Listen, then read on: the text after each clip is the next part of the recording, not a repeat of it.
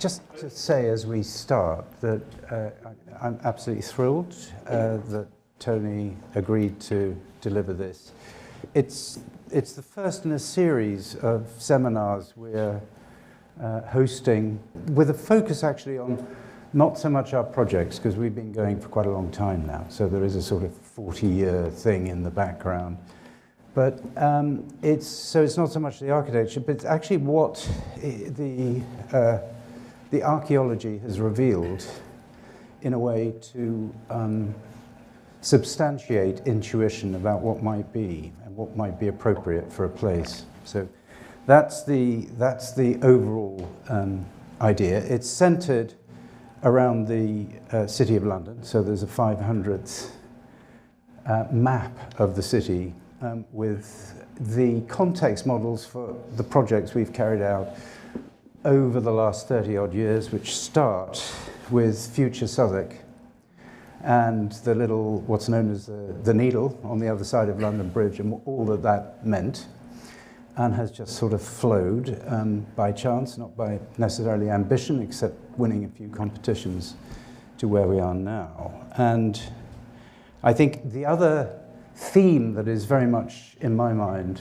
here is the bridge between academia and practice, because it's wonderful to see Peter and Marianne, amongst others here, because the thinking about urbanism takes me back to teaching, and many people in the practice who came from that sort of sense of a tradition of thinking about the city, particularly the European city, and narrative and thematically. So that what we find now with our projects around museology or health or justice is that actually all that academic thinking was the foundation, the ground, to be able to challenge our briefs and think through these things at a broader perspective. So I think it was, in terms of the corollary for the London School of Economics, which was another powerhouse,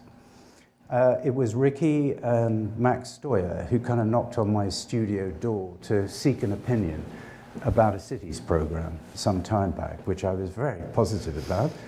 And it's kind of, flowed from there. And Tony was, in those early years of the city programs, sure still is, Richard, obviously, key, that Tony was always there to spin a different perspective on the formal vision that architects might have, or one closer to the social sciences, of course, but also with this particularity of your expertise, if I may say, in the understanding of both the financing and the political structures of the way it ticks, which we don't think about necessarily. We think about archaeology or materials, and it seems to me it's such an important part that I thought that Tony would be ideal to speak to us about governance, because that's where we kind of start. So, if I may say, thank you, Tony, for coming. Thank you, Eric.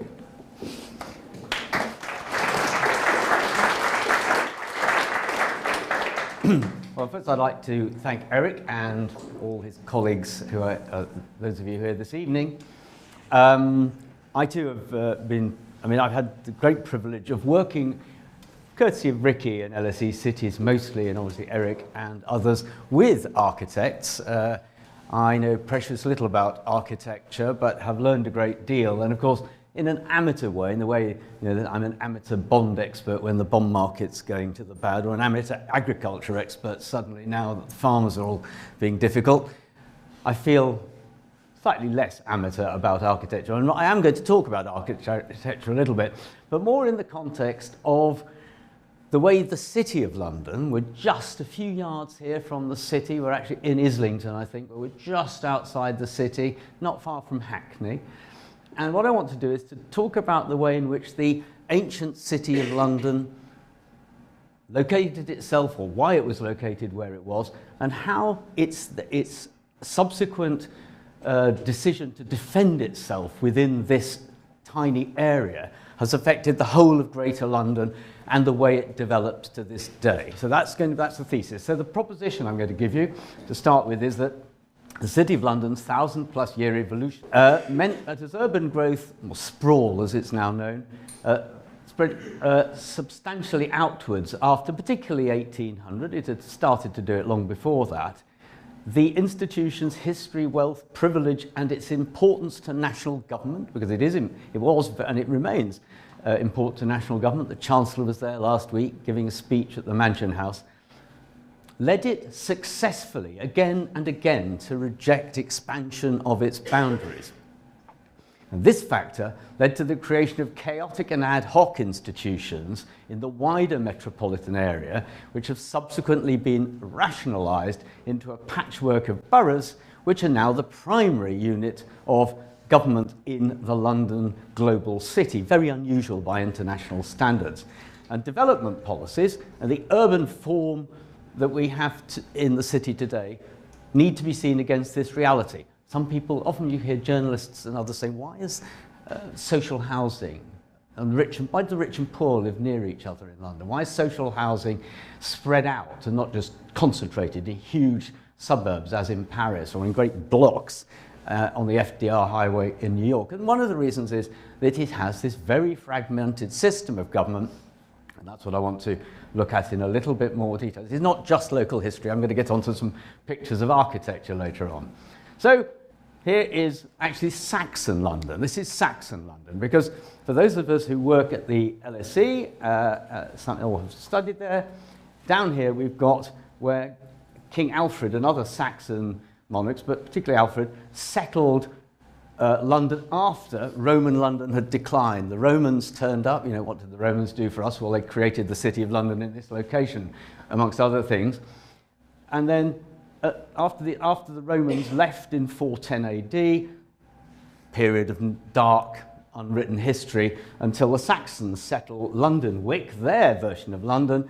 But because of this is the nearest there is to a joke in this presentation, the arrival of the Vikings across the North Sea, the Saxons moved back inside the intact London Wall. So the Roman Wall, which had been built several hundred years before, of course, by this time, as these people are moving back into the city around 700, 800 AD, but the Roman Wall, built 200 AD, was still there and functional. It was only actually largely knocked down in the 19th century. So, Saxon London saw the evolution of a city that moved from today's Aldwych back to the safety of the walled city, as I've just said. And the origins of the contemporary city of London and all the words that you hear them using, court of this, sheriffs, reeves, and so on, start here in Saxon England. And of course, the next big step in this is the conquering of England by William the Conqueror at the Battle of Hastings in 1666. But King William, relatively benign as an invader, settled with the Saxons, who were then there, and in fact did a deal with the mercantile, rich city, giving them a charter of self-government. So here it is. So it's very unusual. Britain's a country without a written constitution, but the city did have a kind of constitution. It guaranteed rights of inheritance and freedom of the citizens. Now, of course, it wasn't all that easy. I mean, good King William built the Tower of London just outside to keep a beady eye on these merchants who he was going to tax, but he'd given them their freedom. And indeed, that document is written in Old English, which, given that Norman French is used at the beginning of British legislation, was a remarkable piece of accommodation at the time. And from here on, the city prospers. By the standards of the time, it had fair elections. The City of London had elections long before the United Kingdom had elections for Parliament. Parliament had rotten boroughs, and it had really a Parliament made up of aristocrats. But the city had elections by wards. It had proper public services. It had the rule of law. They were big on law because law was essential for trade. And of course, a lot of this was to protect its guilds of merchants. So they were in all the sort of companies that still exist, many of them lots of new ones these days, who in many ways built up the city as not only the commercial thing, which it had been since the time of the Romans, but guaranteed the rule of law and a reasonable form of government, reasonably well government, guaranteed by a charter.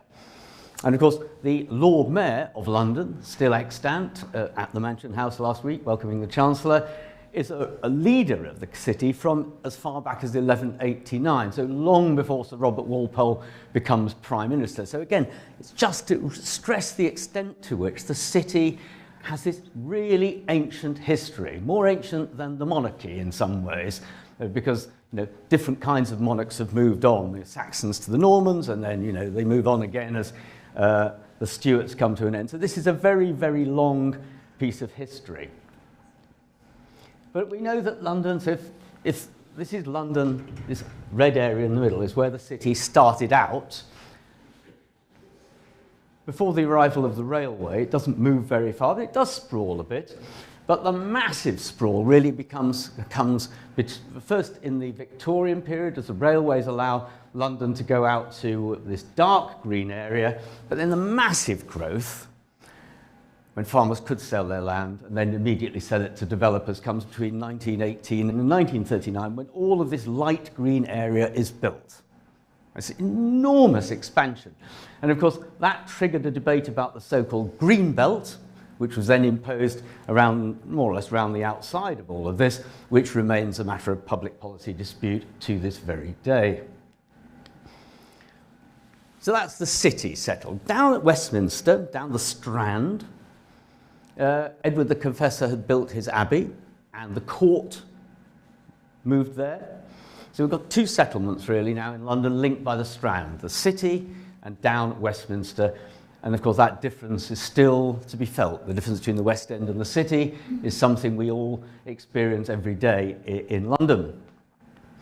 But with these two centres, one court, religion, the other government, mercantile activity, the space between them, particularly to the north, started to develop, but it was developed largely outside the city by the Grosvenors and the Cavendish and the Cadugans, Portmans and other aristocratic families who begin to build grids of houses, much nicer houses than there were in the city, by the way. This was luxury stuff going on out to the west there, these western suburbs as they were then, outside the city, which was still, despite its reasonable government, overcrowded and somewhat squalid. To the east and the south, prevailing winds and all of that, developed docks and industry, and the poor tended to live to the south in Southwark and to the east in what was already beginning to be called Tower Hamlets. But the city continued to govern only its square mile. So this is London in 1860, map showing here's the city, and it's bigger than Roman London and Saxon London, but not massively bigger, with boundaries that have now been settled for several hundred years. But you can see the town has spread. You can see these lovely grids that these aristocratic families are beginning to build, beautiful grids, which sort of change axis in the middle. You can see that some of them build on a north-south, some of them tilt them slightly, as in Pimlico. So now the town of London is sprawling outside the City of London, but the City of London wants to defend its privileges.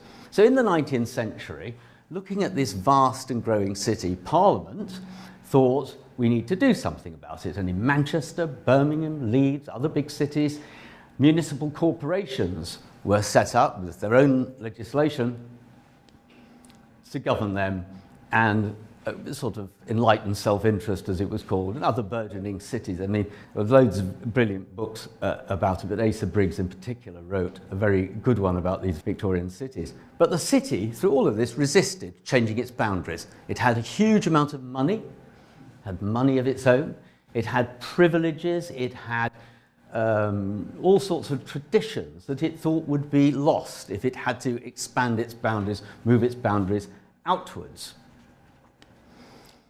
And its power to resist was aided by the fact there were many links between Parliament and the City Corporation, as there are today. So there was a lot of interconnectedness. And at various times in history, having the City of London on the monarch's side was essential to their survival. So that the city effectively managed to be on King Charles I's side until it looked as if all was lost, then on the parliamentarian side until Charles II returned. So they were more powerful in many ways, partly because they were such a big enterprise, so near Parliament, and Parliament consisted of people who came from all over the country then as now. This was a permanent piece of governance in the square mile. So what happens in the area outside here? Apart from these lovely aristocratic estates that are being built, less aristocratic around to the south and east. So what happens here is a chaos where you've got counties. So these places, Middlesex, a big old county, Essex, Kent, Surrey. So these, and what happens is parishes emerge, parish vestries, providing very basic services. This has started as far back as 1603, Queen Elizabeth I, who allowed parishes to set rates to provide poor law services. So that goes back that far. So lots of small parishes are set, sometimes grouped when they're very tiny, into district boards. But the word London is never used for the rest of this huge town. The word metropolitan is used because London is the City of London. So we have metropolitan institutions, mostly indirect, almost all of them indirectly elected. So the Metropolitan Police, 1829, the Metropolitan Board of Works, 1855, the Metropolitan Asylums Commission Board, not very politically correct, and the Metropolitan Water Board. So these institutions, but they don't use the word London. The first one to use the word London for something bigger than the city is the London School Board in 1870, and then after that the London County Council in 1889.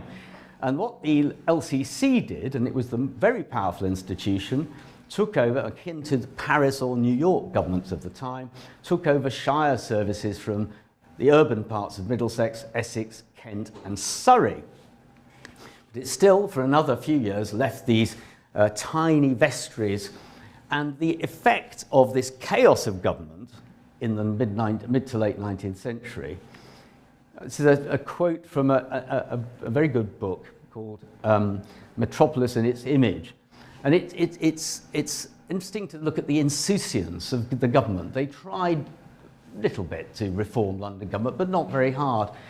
So ministers, however, were not subjected to the pressure for resolution of London's problems that we might expect today. Quote I love, London was not an entity, hardly even a concept. Two cities were there. The powerful self-governing City of London, the Old Square Mile with its counting houses and commerce, a district which the residential population was shrinking as its commercial wealth grew. Westward lay the old court centre, Westminster, and its largely residential spawnings in the estates of the great landowners who I listed earlier. Westminster never really possessed a real city government. It was governed by the Abbey, in fact. And outside the square mile, the ever-spreading suburbs. Local government reposed largely in the hands of parish vestries, often self-perpetuating and even more often self-interested. And of course, the cartoonists of the day, always sharp as they are now, this is the parish vestry of St Paul's Covent Garden, feasting on the ratepayers. It was a closed vestry. They appointed their successors. So these people were just literally eating the ratepayers' money while not providing particularly good public service. And there were dozens and dozens of these parishes. So I won't go through all, I really won't read through all. This is just what government outside the city was like. And it's an excellent description by Sir Lawrence Gom, who's a great historian of 19th century London, in which he describes streets that have different paving boards on either side with boundaries down the middle, with different lighting provided by other people, other organisations. Chaos. Now, of course, lest we think that this went away when today's government came about. The truth is, and it says here, where two boards quarrelled, said one would water the streets on one side one side in the morning, one side in the evening. But even today, as I was walking here, you see the city Islington boundary, and on both sides the social housing.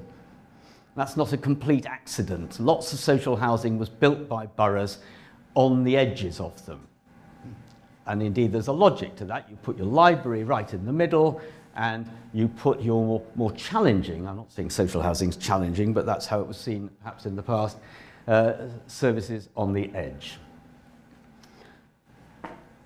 But by 1939, as that earlier map with the very light green showed, London had sprawled to 15 or 20 miles from Charing Cross. It was now a mammoth megacity, the biggest city the world had ever known. And the concept of Greater London came into existence to describe the 600 to 700 square mile sprawl of housing and industry which had evolved. And one of our predecessors at the LSE, William Robson, a great student of cities, not just London, but other cities globally, was looking at global cities a long time before they were given that contemporary name, argued for decades that there needed to be a Greater London government of some kind. And in the way that, looking at his writings today, he wrote in a style which is a long way from dispassionate.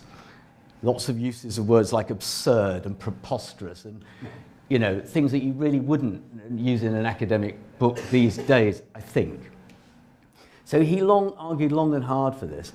And eventually, a royal commission was set up in 1957, which again, our colleagues at the LSE gave an enormous amount of evidence to about the need for a Greater London Authority. They were not weighing up all the options, they just went for it. And as a result of the Royal Commission, it reported proposing that indeed a Greater London Council should be created with 51 boroughs, but retaining the City of London. So we've now got a proposal for a great big version of London, covering the one we know today, or nearly that. In fact, it was shrunk in Parliament, with 51 boroughs. In fact, 32 were created, so rather fewer. But what's really interesting about this reform took place with Conservatives in government. Now, right back at the end of the 19th century, with Conservatives in government, Lord Salisbury, leading Conservative politician, he'd created the original metropolitan boroughs in London because it would aggravate the Liberal-controlled London County Council, deliberately set up to be antagonistic. Very good cartoons again at the time. The Conservatives who set this enterprise up did exactly the same. They set up 32 boroughs, keeping the city, of which more in a moment. But these became the primary units of government in London. So the GLC was not to be the primary unit. It provided strategic planning, bit of housing, transport from time to time. But the boroughs were to be the primary unit of government. For Conservatives, that was very important because it broke up the power of Greater London. It left it in, as it turned out, 32 plus 1, the city, separate primary local authorities. And this meant that whereas the London County Council from 1889 through to 1965 had been the planning, housing and transport authority for Greater London, that was now split up. I'll come back to this in a moment. Very important because, of course, the LCC, for example, had height limits for buildings. A 90-foot height limit, then a 100-foot height limit. Never been able to find out how Senate House got built. There were lots of railway buildings and churches that got built above that limit, but they had a height limit, for example. So this reform not only creates a much bigger government for the whole of London, but embeds the idea that the lower tier, the other lower sphere, let's call it to be neutral, is the more powerful of the two. In that report, it said, this is I didn't know this till I did the research preparing for this lecture. So the Herbert Commission, forgiven the photographed bits of report, it will be seen, said the Herbert Commission, 1960, we propose that the City of London should remain as a separate entity within its present limits. This is an anomaly, but we recommend this anomaly should continue. And we make this recommendation as a definite, not a provisional recommendation. If we were to be strictly logical, we should recommend that the amalgamation of the City and Westminster. But logic has its limits, and the position of the City lies outside them. poetry in a royal commission. Now, this is a profound change, or non-change, I should say. Imagine, well, I'm going to look at this in a moment, as a thought experiment. What would have happened if there'd been a single borough of the city in Westminster? Now, I'm going to show you something in a moment about that. So, the Saxon origins of the city, its centuries of relative democratic and stable government. It's worth remembering that it was relatively democratic, relatively stable compared with the whole of the rest of the country. There were one or two other boroughs that were reasonably well run outside London, but within London it ticked all those boxes. Its extraordinary mercantile power and the capacity that it therefore had to be taxed for the monarchy to pursue distant wars. But then eventually it's out and out stubbornness. It fought every effort, as I've said earlier, not to be, have its boundaries changed, not to be reformed in any way. And it did have a lot of its own money, as I say. So it thus fought off all efforts to abolish it or to reform it. And that means that it's determined the shape of the structure of government round it. Because if lots of other things had happened, the structure would have been different. So the evolved parish vestries merged into district boards, which then merged into the pre-1900 boroughs, which were then put together into the boroughs we know today in 1965. So if you walk around the city of Westminster, you walk through what the old city of Westminster, the old Paddington, the old Maryland, and within then the old district board of the Strand, and within it the old parish of St Paul's Covent Garden, now the Actors' Church, of course. The city survived all of this, and by doing so, as I say, it forced into existence the 30 municipalities which today surround it, and they are collectively, and with their own areas individually, more powerful than the citywide mayor or the GLA. And just to make the point, I've compared London and New York in a particular way. So Manhattan Island, one of the 5 boroughs in New York, Westminster, one of the 33 municipalities in London. Manhattan, with a population of over 1.5 million, Westminster barely 250,000. The borough president in Manhattan spends 20 million pounds, and the city of Westminster's gross budget is 1,300 million, over £1 billion a year. Okay? New York City, same population as London, very nearly. The mayor in New York has a borough of that, but the mayor here that. So it's all the power, all the money in London lies with the boroughs, not with the mayor. The mayor runs transport, police, but spends virtually no other money. This is a very, very, very different system. And if we looked at many other cities, Tokyo has something similar, where it's the mayor, the governor of Tokyo is the powerful person, not the wards within Tokyo. So I thought I'd just put on artwork to show you what we've ended up here. And there is a sense, there's 100 different kinds of artworks about the boroughs. They could be a jigsaw, they could be a child's toy, really. And there in the middle is the city. You can see there it is, the city, with all of these different political entities, the boroughs around them. And my erstwhile colleague Michael Hebbert used to make the point that if you go into these town halls, or the boroughs for these town halls, you'll find on the wall a map of the borough as if it were an island. As if it were an island. And so these are profound, and of course, because they all exist in their own right, with their own elections, their own leaders or mayors and so on, they have their own institution, London councils, to operate on all their behalf, but whatever their politics, they all defend each other. Because in defending the others, they defend themselves. So they defend their boundaries, and they defend themselves from reform, and in that sense, they defend the city, because if the city changed, they'd all have to change, and they don't like that. So there's an extraordinary degree of agreement between them, right across politics, inner and outer, rich and poor, about their own importance and their own desire to continue to exist. Now, some counterfactuals. I know historians are not very fond of counterfactuals, but let's go for it. So first, the city might have seen its boundaries extended. This was certainly an idea in the 19th century, to the extent of today's inner London. This would be very like Paris. Inner London is an analogue to Paris and vice versa, not quite as densely populated, Well, as in Paris today, with hundreds of smaller municipalities beyond in the Ile-de-France. Could have been like that. Or it might have gone out even further to today's Greater London. That would be like New York City, with a very powerful citywide government for nearly 9 million people, but with 5 boroughs that have virtually very few powers in these terms. Could have been like that. Now, I said I'd come back, the other thing that in the 19th century, it was proposed to have 10 boroughs, 10 huge boroughs, but with presumably a central London borough, which is another interesting mind experiment, thought experiment. There could have been a central London borough. And then, of course, there's the one I was talking about a moment ago. The city might have been amalgamated with Westminster. This is to get on to the built form. So if the 1960 Royal Commission had said, we think the city in Westminster should become a single borough, city could go on doing its ceremonial stuff, but it will simply be a single local authority.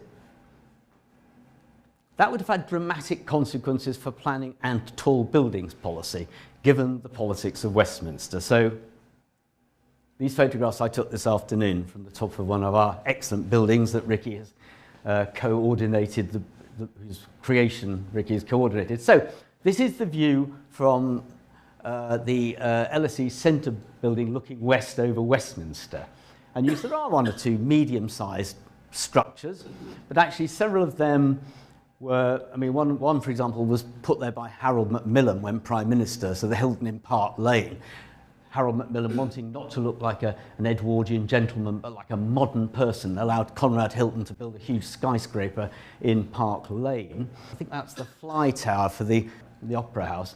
And you've got one or two 60s buildings, hotels which got built as well. But other than that, it's relatively flat. But if you walk over to the other side of the same building and look east, you see this. So, but this is 250,000 people.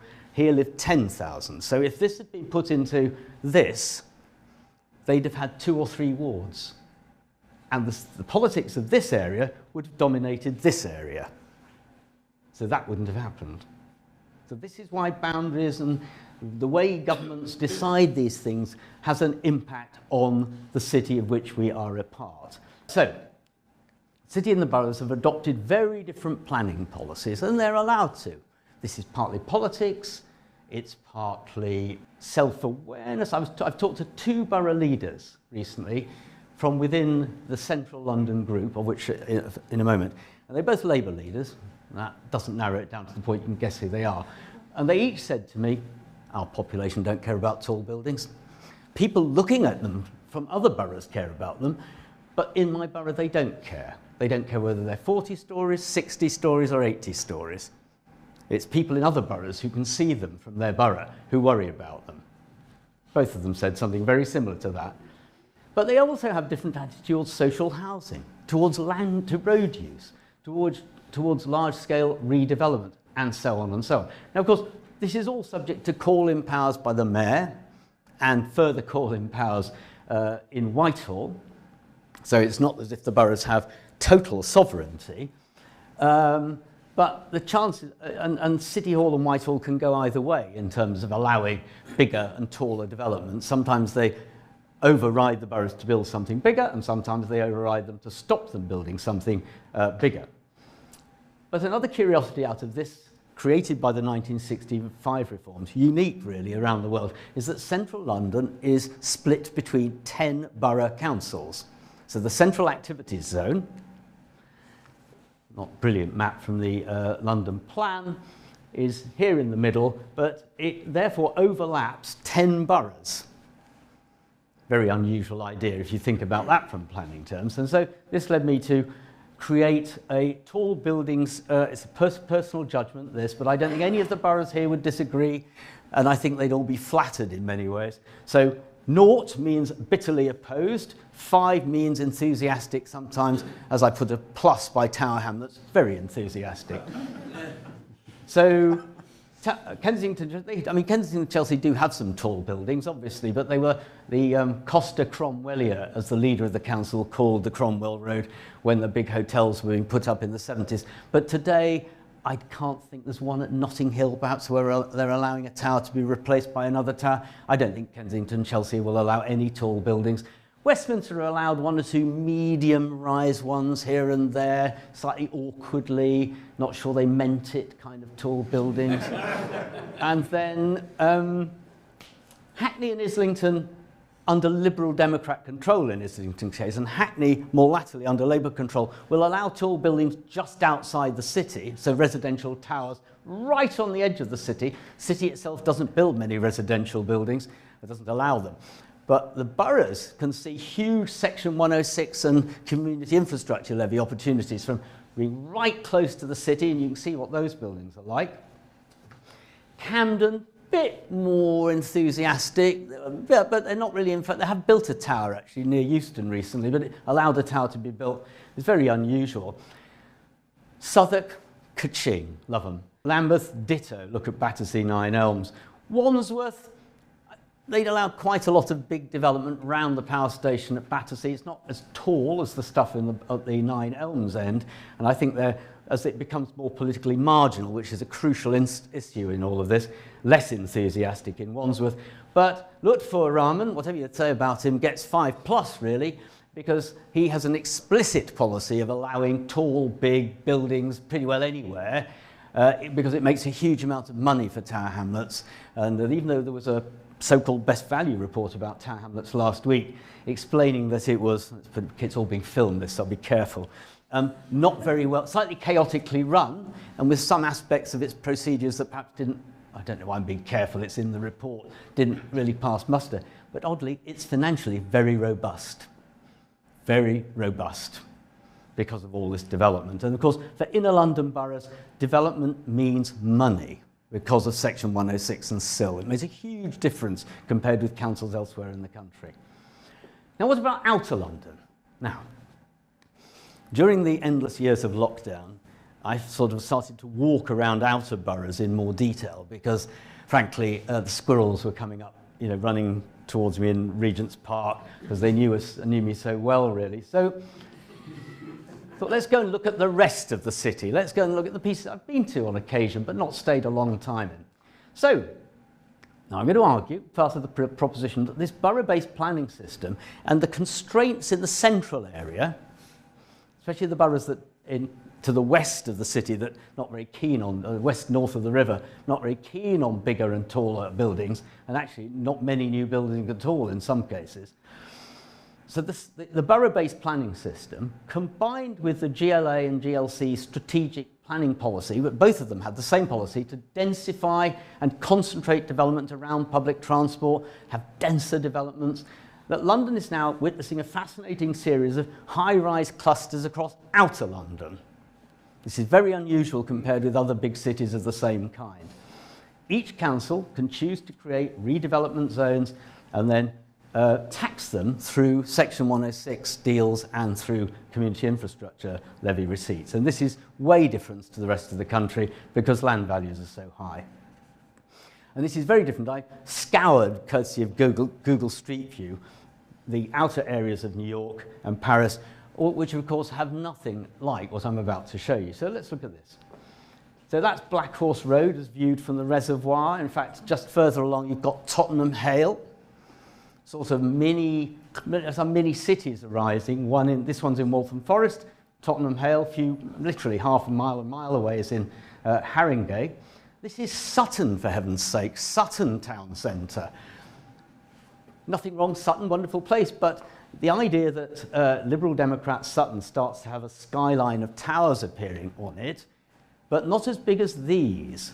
So here we've got, now Lewisham is strictly an inner London borough, but Lewisham town centre, this one I took a couple of weeks ago from Hanger Lane. So coming down into North Acton, it's like arriving in a Canadian or an American city, but it's actually just one part of Ealing. One part of Ealing. And here we have Wembley Park. Now, heaven knows what this is like to live in. It's not yours, is it? No.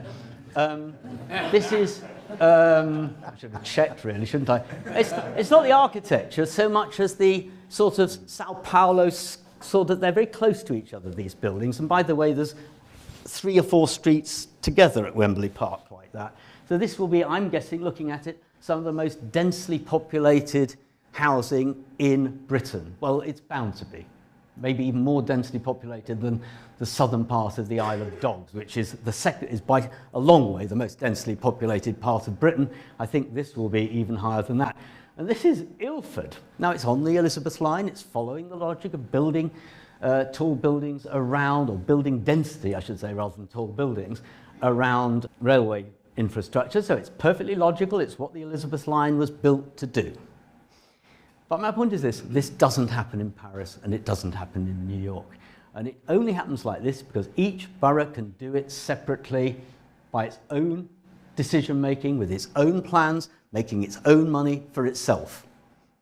And it's an extraordinary artifact of the original settlement of the City of London where it is, and its defense of its position. So the Romans and Saxons putting the city in place, 1,000 years, more than 1,000 years really, of self-government, and its refusal to expand have profoundly affected the development, redevelopment and skyline of London, and not just in its own area. That's the crucial point. And they affect many other areas of public policy. Almost all policy varies from borough to borough in remarkable ways. So there are, in effect, in London, 34 separate, I've including the mayor here, relatively powerful planning and development authorities within 1,500 square miles. I mentioned the tax-raising possibilities that come with all of, well, it's not supposed to be tax, but the money-raising possibilities that come with all of this. So in short, my simple message, which I've now been hammering away, is that the structures of government, the boundaries of the structures of government, the systems that are set up within a city, play a profound role in shaping it physically and also therefore in shaping its people's lives. So going back to the title we gave to today's talk, I would argue the City of London really has shaped today's Greater London. Thank you very much.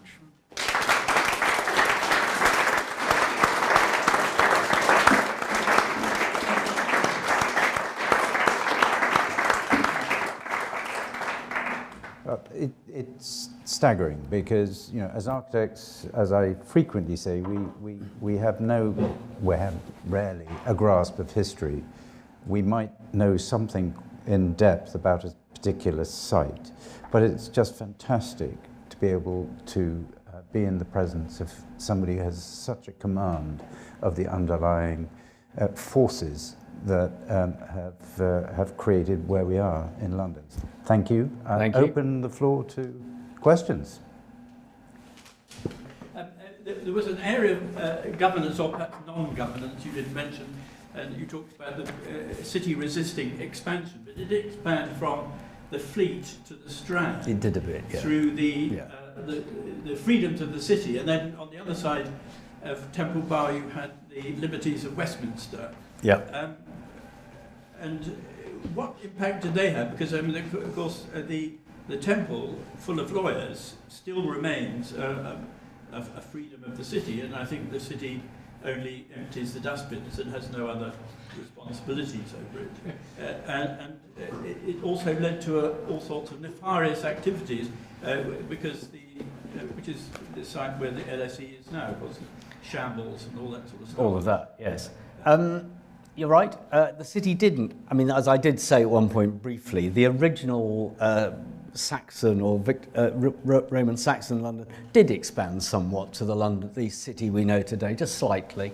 But there were lots of exceptions nearby, or, you know, we've got, as you say, the Inns of Court, so Temple, Lincoln's Inn, Gray's Inn, Bishop of Ely had an enclave, you know, just by Holborn Circus, outside the city on the other side from here.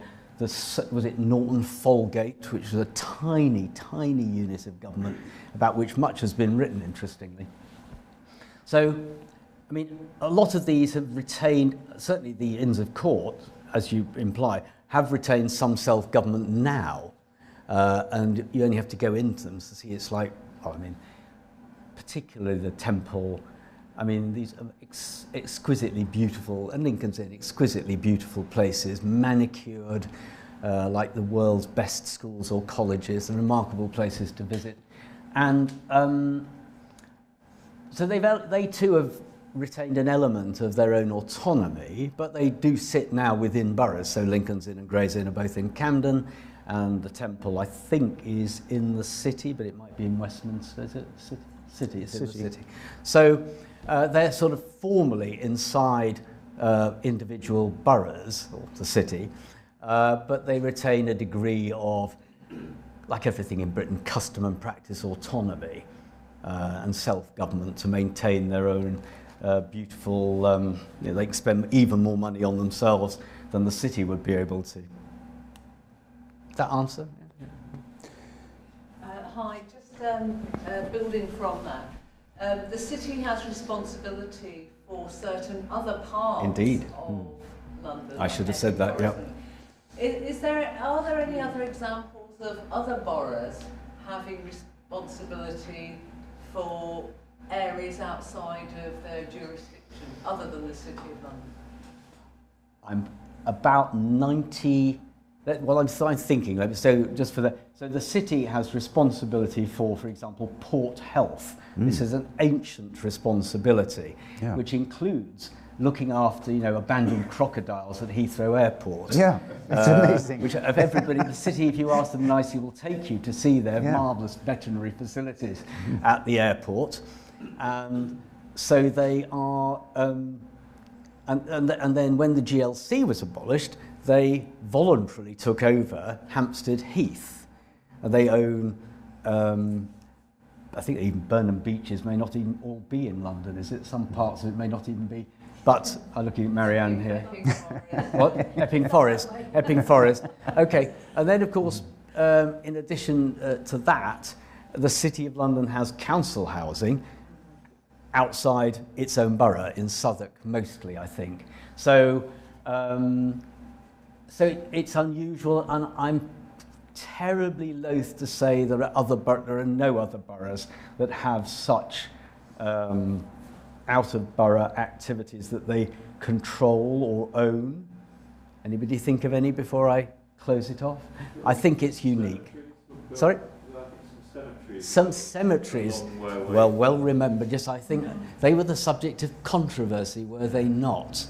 Because they were Westminster. Yes, well, a good point. And Cambridge had licensing powers over the pub at Ely Place until I think the 1970s, reflecting its historical relationship with the bishops who used to stay there when they came to sit in the house. Bishops with licensing powers, that's, yes, let's park that one. Good, thank you for that. So I think the city is, as ever, near, you can use the word unique more easily with the city than pretty well anywhere else. Joss? I just wonder whether fortuitously, I'm backed out of my depth, you think, if you were starting with a clean sheet of paper, would you design it like this? Is it fortuitously a better model for distributed habitation of this sort of population than other great metropolises through an accident of history? I mean, you think of Paris with its wonderful Napoleonic centre, but then all the ghettoised banlieue. Yeah. Is this better? Well, it certainly has, I mean, let's go for it. It has advantages and disadvantages, there I said it. So I was going to say when Eric was just introducing this part of the evening, I mean, there are clear, I'll come back to the advantages. There are clear disadvantages, which is for investors and developers. You're dealing with 33, some would say 34 separate planning systems. And that is quite complicated, although it does, and I say this with due care and attention, given that many of my best friends work in them, creates lots of transaction costs for consultants. So there is that, as everybody in the room will have worked with lots of them, I'm sure. So, but on the plus side, and I did hint at some of these, and I don't know, Richard, you might, I mean, you don't get these huge ghettoised housing estates in the outer part of, as you see in the outer part of Paris, and you don't, I mean, social housing is minute amount of New York's housing, but insofar as there is any, it's large chunks and blocks in very limited locations, generally by highways. So the fragmentation does mean you've got decentralised social housing, and all boroughs have, so even Westminster has 25% of its stock is social housing. It's an amazingly high figure. Southwark's near 45, I think. So you've got variations, but they all have their own. And so I think it does stop. In fact, I remember, I'm not making anything light of a very, very bleak situation, but when the Grenfell fire happened, a number of overseas journalists talked to at the time said, isn't it shocking that such a poor area should be so close to so many rich people? Which I thought, well, would it be better if they were separated and way out on their own? Would that be a better solution? So actually the rich and poor living together in Notting Hill, or not so far from here, I mean, it's a bad idea there are poor people and deprivation is what it is as bad as it is. But having the rich and the poor broadly near to each other seems to me, on balance, a socially good outcome, however accidental. And there are very few parts, even in Mayfair, there's a bit of social housing in Mayfair, and certainly in Belgravia and Pimlico. Thank you. Yeah, quick question, I probably should know the answer to this, but going back a bit, obviously the city walls were, outside the city walls were all the great monastic estates, which were there obviously until middle of the 16th century, until Henry. And then you get a lot of sort of entrepreneurial sort of activity, you know, different land ownership, people buying into these estates, creating little industries in them and so on. And it's to what extent, because the picture of the city, you know, resisting from outside, but there's also this different land ownership on the edges of the city, sort of, you know, to what extent is that also limiting the... Well, there's no question that, you know, there's another great lecture for another evening about the so-called family or great estates and their profound, I would say on balance, well, definitely, impact for the good. And for the good in the sense that they may be very large and affluent and rich estates, but they have a very long-term horizon, and therefore they think of things over hundreds of years, not over in and out development type periods. So they're good. But of course, there is another aspect of going back to the boundary between the city and other places, particularly to the east and the north, and again I alluded to this, a lot of noxious activities were moved out. I mean, it's worth remembering that some of the docks were in London until the 1950s, so the docks existed in the Pool of London till the late 1950s, but there were a huge amount of lots of noxious trades and, you know, industry more generally out to the northeast, you know, running out to the northeast. And of course, it's the very fact it was industrial and then abandoned that's made it so fashionable today, because people can now buy it and turn it into loft apartments and all the other wonderful things that exist in South Hackney and South Islington. So you're right, the city's protection of itself did mean that things happened on the other side of the boundary, some of which it probably wanted. The other thing that happened on the other side of the boundary is religious dissent.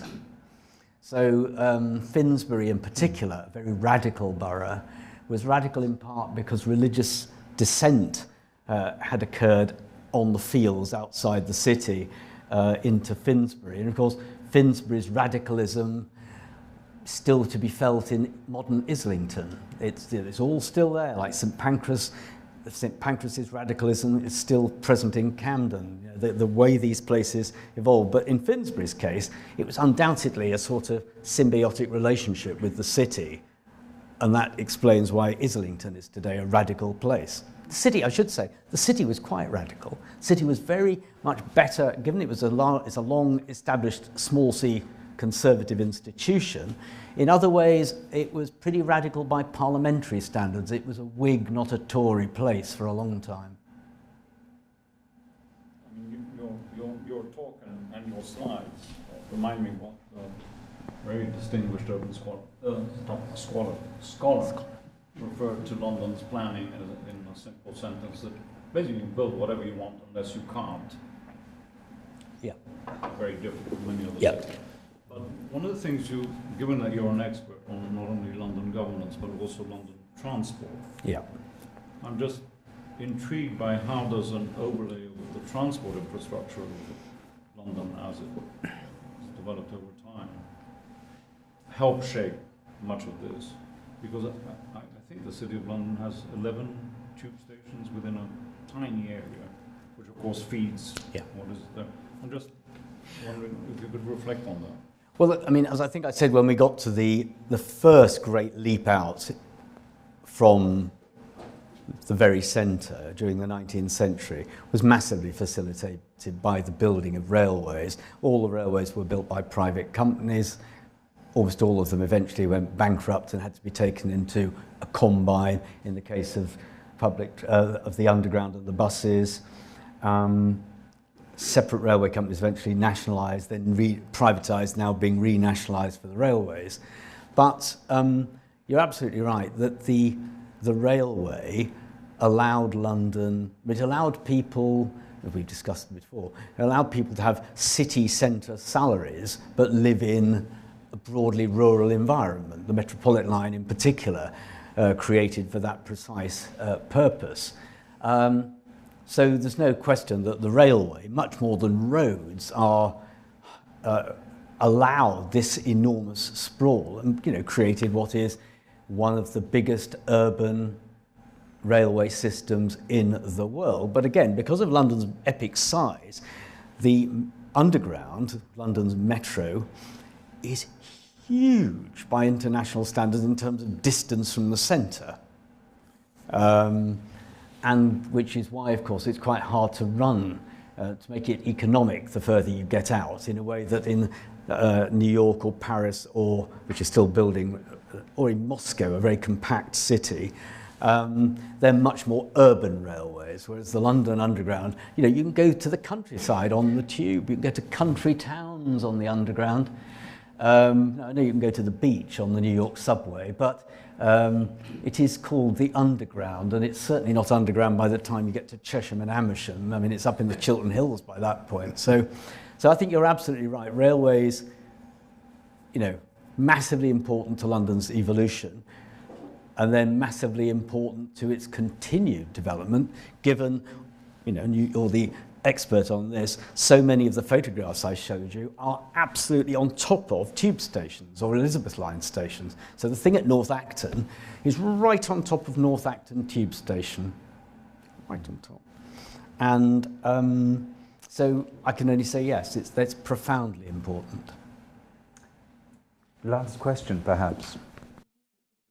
Spoken so interestingly about the stubbornness of the city in resisting the expansion of its boundaries, and I suppose it made me think of the topographical expression of that stubbornness within the city walls, thinking, of course, particularly of post-fire plans on axial lines that were abandoned, principally because of the resistance of citizens. And I was struck too by that quote about logic and the city existing beyond the constraints of logic, and how the medieval street planning, of course, then survived. Absolutely. I mean, sorry. Yes. Yeah. You're right. I mean, again, in another lecture, there's no question that after the fire,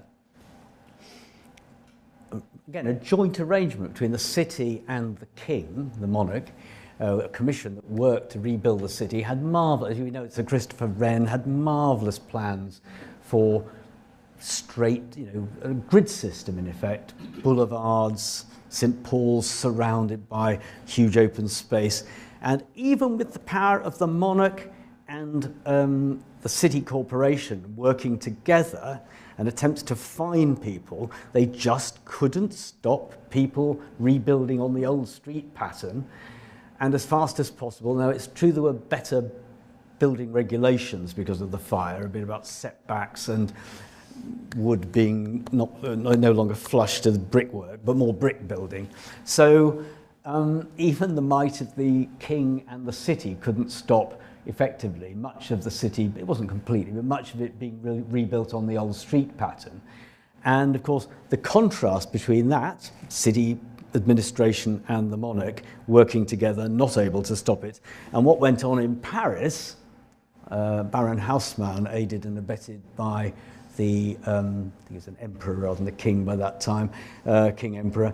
You know, very, very telling difference. That you know, the city, even within the city, logic had its limits. Forget the city compared with the rest of the city, the rest of London, the metropolis.